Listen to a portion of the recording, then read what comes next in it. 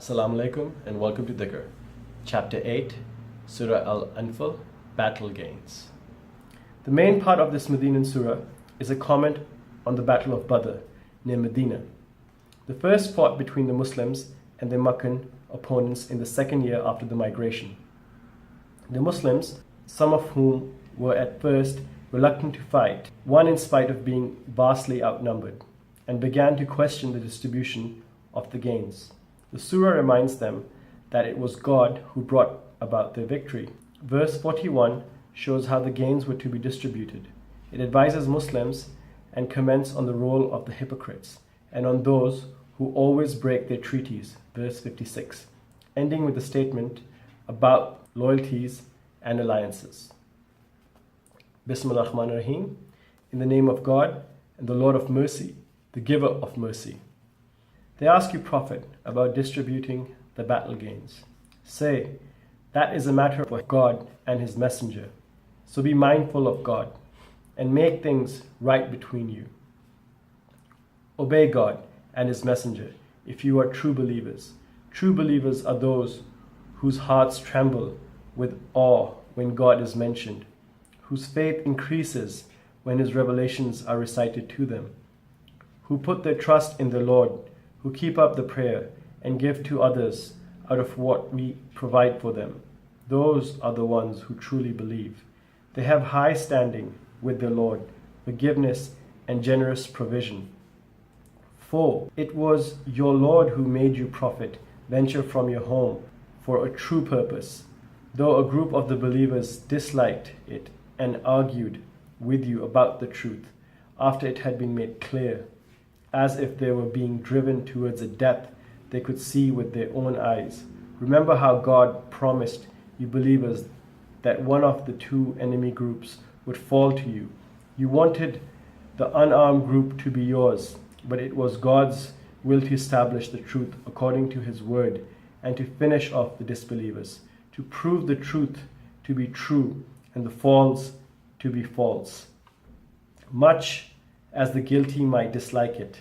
When you begged your Lord for help, He answered you, I will reinforce you with 1,000 angels in succession.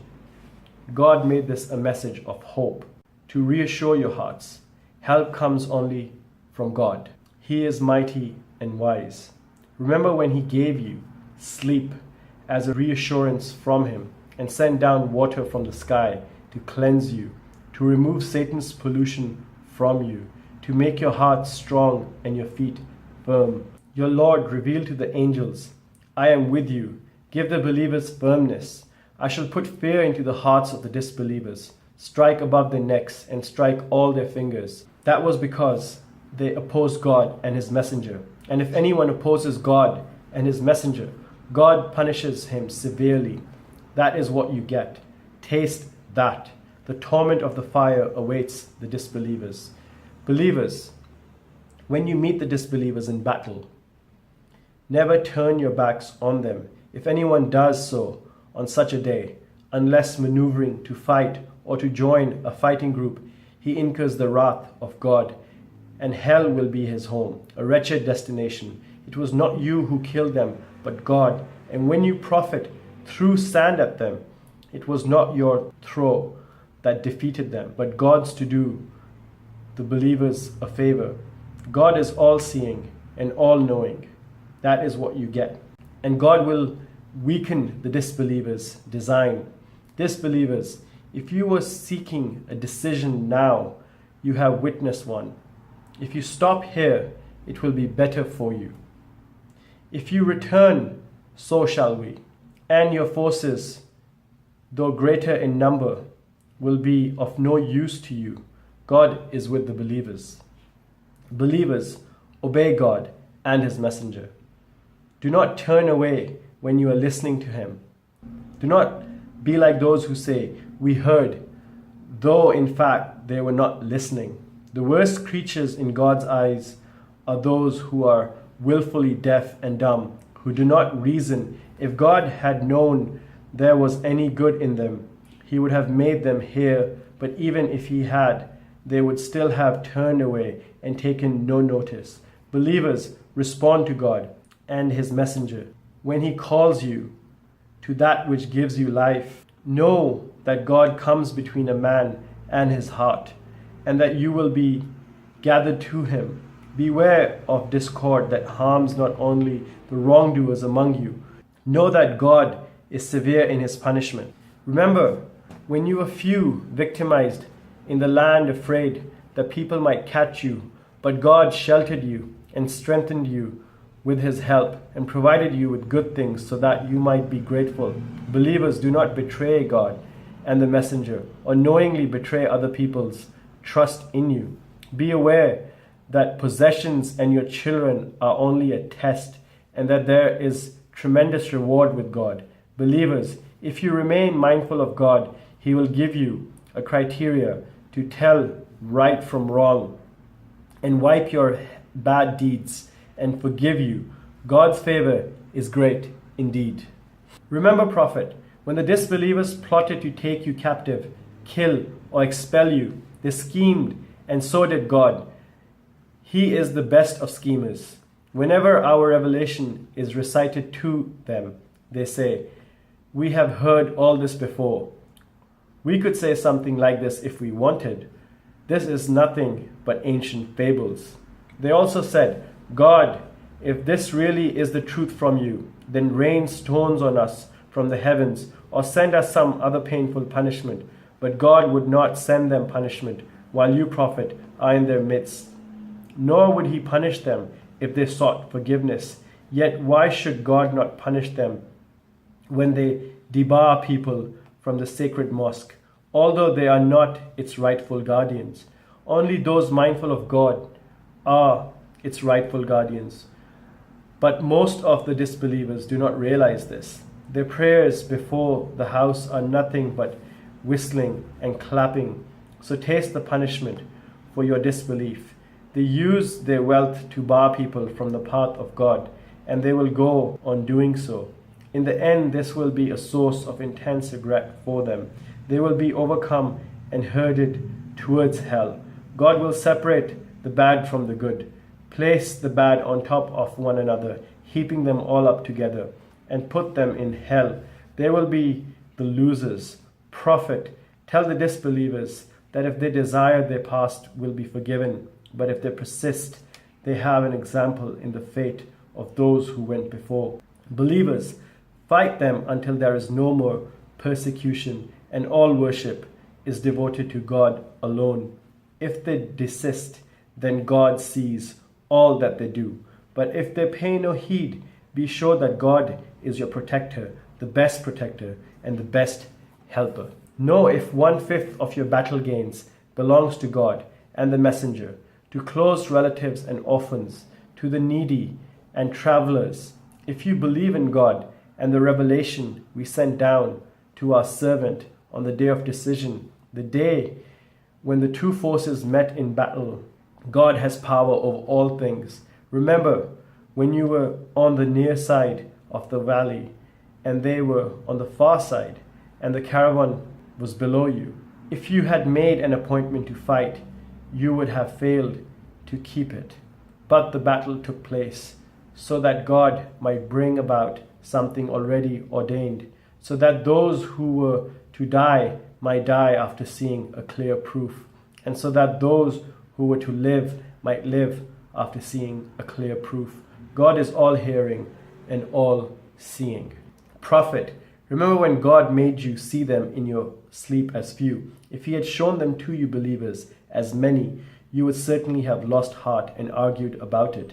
But God saved you. He knows the secrets of the heart. When you met, he showed them to you as few, and he made you few in their eyes, so that he might bring about something already ordained. Everything goes back to God. Believers, when you meet a force in battle, stand firm and keep God firmly in mind, so that you may prosper. Obey God and his messenger, and do not quarrel with one another, or you may lose heart, and your spirit may desert you. Be steadfast. God is with the steadfast. Do not be like those who came out of their homes full of conceit, showing off to people and barring others from the way of God. God has full knowledge of all that they do. Satan made their foul deeds seem fair to them and said, "No one will conquer you today, for I will be right beside you." But when the armies came within sight of one another, he turned on his heel, saying, "This is where I leave you. I see that you do not, and I fear God." God is severe in his punishment. The hypocrites and those who have sickness in their hearts said, "These people, the believers, must be deluded by the religion. But if anyone puts his trust in God, God is mighty and wise." If only you, prophet, could see when the angels take the souls of the disbelievers, how they strike their faces and backs. It will be said, "Taste the punishment of the fire. This is caused by what your own hands have stored up for you." God is never unjust to his creatures. They are like Pharaoh's people and those before them who ignored God's signs. So God punished them for their sins. God is strong and severe in punishment. He did this because God would not change a favor he had conferred on a people unless they changed what was within themselves. God is all-hearing, all-knowing. They are indeed like Pharaoh's people and those before them who denied the signs of their Lord. We destroyed them for their sins, and we drowned Pharaoh's people. They were all evildoers. The worst creatures in the sight of God are those who reject him and will not believe, who, whenever you prophet, make a treaty with them, break it, for they have no fear of God. If you meet them in battle, make a fearsome example of them to those who come after them, so that they may take heed. And if you learn of treachery on the part of any people, throw their treaty back at them, for God does not love the treacherous. The disbelievers should not think they have won. They cannot escape. Prepare against them whatever forces you believers can muster, including war horses, to frighten off these enemies of God and of yours, and warn others unknown to you, but known to God. Whatever you give in God's cause will be repaid to you in full, and you will not be wronged. But if they incline towards peace, you, prophet, must also incline towards it, and put your trust in God. He is the all-hearing, the all-knowing. If they intend to deceive you, God is enough for you. It was he who strengthened you with his help and with the believers and brought their hearts together. Even if you had given away everything in the earth, you could not have done this. But God brought them together. God is mighty and wise. Prophet, God is enough for you and for the believers who follow you. Prophet, urge the believers to fight. If there are 20 of you who are steadfast, they will overcome 200, and 100 of you, if steadfast, will overcome 1,000 of the disbelievers. For they are people who do not understand. But God has lightened your burden for now, knowing that there is weakness in you. A steadfast 100 of you will defeat 200, and a steadfast 1,000 of you will defeat 2,000. By God's permission, God is with the steadfast. It is not right for a prophet to take captives before he has conquered the battlefield. You people desire the transient goods of this world, but God desires the hereafter for you. God is mighty and wise, and had it not been preordained by God, a severe punishment would have come upon you for what you have taken. So, enjoy in a good and lawful manner the things you have gained in war, and be mindful of God. He is forgiving and merciful. Prophet, tell the captives you hold, if God knows of any good in your hearts, he will give you something better than what has been taken from you, and he will forgive you. God is forgiving and merciful. But if they mean to betray you, they have betrayed God before, and he has given you mastery over them. He is all-knowing, all-wise. Those who believed and immigrated to Medina and struggled for God's cause with their possessions and persons, and those who gave refuge and help, are all allies of one another.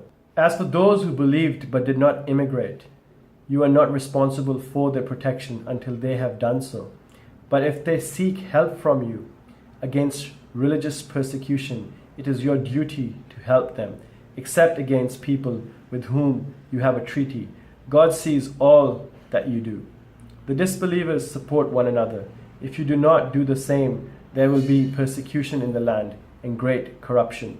Those who believed and immigrated and struggled for God's cause, and those who gave refuge and help, they are the true believers, and they will have forgiveness and generous provision. And those who came to believe afterwards and immigrated and struggled alongside you, they are part of you, but relatives still have prior claim over one another in God's scripture.